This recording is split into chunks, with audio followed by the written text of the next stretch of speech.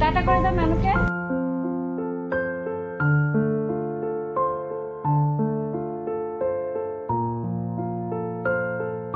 খাওয়া দাওয়া কেমন?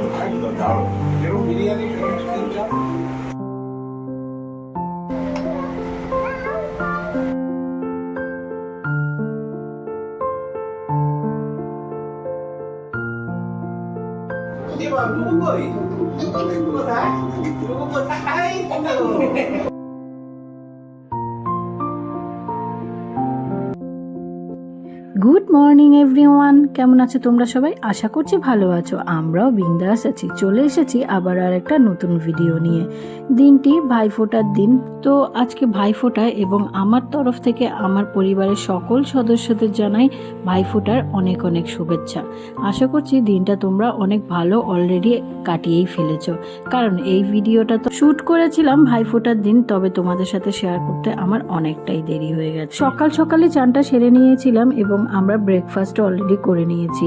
দেন টুবুকে ঘুম থেকে তুলে ওকেও চানটা করিয়ে দিয়েছি আর ওকেও খাইয়ে দিচ্ছিলাম, কারণ আমরা আগে থেকেই প্ল্যান করেছিলাম ভাইফোঁটার দিনই দিদি বাড়িতে যাব, কারণ ভাইফোঁটার দিন ছিল হাজবেন্ডের ছুটি। টাটা করে দাও নানুকে।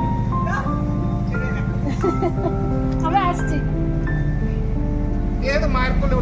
তুমি কোথায় যাচ্ছ বাবা? এই বছর তো সানডেতে ভাইফোঁটা পড়েছিল, তাই আর কি হাজবেন্ডের ছুটি ছিল, আমরা চলে গেছিলাম দিদি বাড়িতে। তবে উদ্দেশ্যটা কিন্তু ভাইফোঁটা ছিল না, আসলে প্রতি বছরই পুজোর পর বিজয়া করতে আমরা দিদি বাড়িতে যাই, আর সেই কারণেই আসা। তবে দিদি বাড়িতে গিয়েই দেখি ও বাবা, এখানে এলাহি আয়োজন। ওরা সবাই সকালবেলায় চান সেরে রেডি সেডি হয়ে ভাইফোঁটার পর্ব মিটিয়ে নিয়েছিল। তবে টুবু বাবু কিন্তু সেখানে গিয়ে আবার মধ্যমণি হয়ে বসেছিল ওদের কাছে। আমাদের ছোট্ট টুবু বাবু এত দিদি থাকা সত্ত্বেও ভাইফোঁটা নেয়নি, কারণ ও তো এখনো ছোট, সবে মাত্র 2 বছর বয়স, তাই আর কি ওরা ফোঁটা দেয়নি।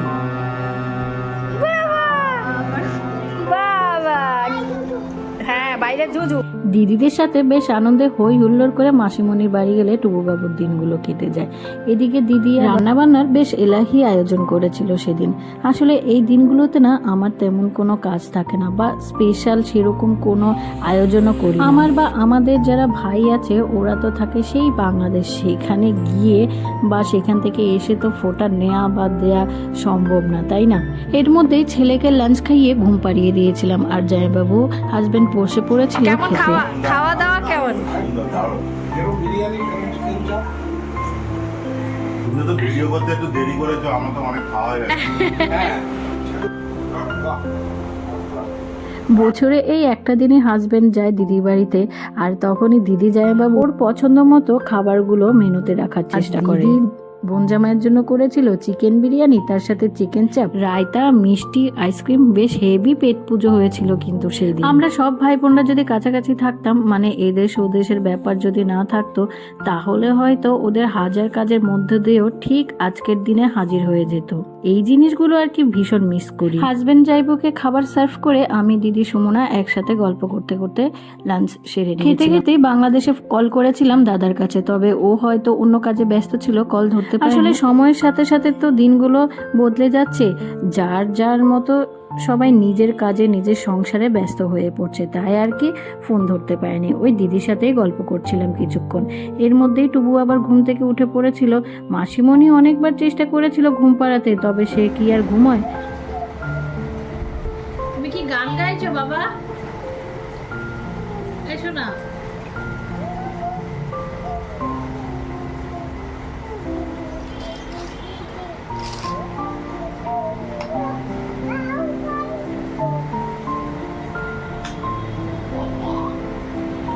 টুবু আবার মাসিমণির বাড়িতে এলে হারমোনিয়াম পেলে সে বড্ড খুশি হয়ে যায়। হারমোনিয়াম নিয়ে বেশ অনেকক্ষণ গান চর্চা করেছিল। এর মধ্যে মেশো আবার আইসক্রিম নিয়ে এসেছিল, সে মাসিমণিকে কিছুতেই আইসক্রিম খেতে দেবে না।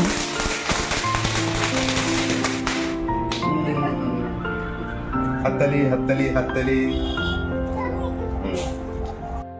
দুর্গাপুজোর থেকে মোটামুটি উৎসবের মৌসুম শুরু হয়ে যায়। পরপর পুজো উৎসব তো চলতেই থাকে, আর কালী পুজোর পরেই তো ভাইফোঁটা। ওই কালী পুজোতে ওরা সবাই বাজি ফাটিয়েছিল, তো কিছু বাজি থেকে গেছিল, তাই আর কি জাইবু বাজিগুলো নিয়ে এসেছিল। আমরা সবাই একসাথে বাজি ফাটিয়ে এনজয় করছিলাম। টুবু বাবুও বেশ এনজয় করছিল। আসলে এখন তো শীত আসতে শুরু করেছে, আর শীত আস্তে আস্তেই তো দিনগুলো ছোট হয়ে যায়। মোটামুটি তখন অন্ধকার হয়ে গেছিলো, বেজেছিল ওই 5:30 পৌনে 6টা মতো। আমরা যেহেতু থাকার প্ল্যান করে আসিনি দিদি বাড়িতে, দিনটি ছিল ভাইফোঁটার দিন, বাইরেও একটু ঝামেলায় ছিল, তাই আর কি একটু তাড়াতাড়ি বেরোনোর চেষ্টা করছিলাম। এর মধ্যেই আমরা বেরিয়ে পড়েছি, আর আমাদের সাথে সাথে জামাইবাবু গেছিলো আমাদেরকে গাড়িতে তুলে দিয়ে তবেই বাড়ি ফিরেছিল। আর এর মধ্যেই আমরা বাড়িতেও পৌঁছে গেছিলাম।